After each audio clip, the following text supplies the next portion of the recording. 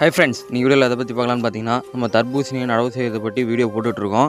அது மட்டும் இல்லாமல் நம்ம தக்காளி செடி பற்றி வீடியோ போட்டுட்ருக்கோம். நம்ம போடுற வீடியோ உங்களுக்கு பிடிச்சிருந்தா நம்ம சேனலை மறக்காமல் சப்ஸ்கிரைப் பண்ணிட்டு பாருங்கள். இப்போ இன்றைக்கான வீடியோ என்ன பார்க்கலான்னு பார்த்தீங்கன்னா, தர்பூசணி நடுறதுக்கு கவரு இதெல்லாம் போடணும்னு சொல்லியிருப்பேன். ஓகேங்களா? இப்போ பார்த்தீங்கன்னா செடி வந்துருச்சு.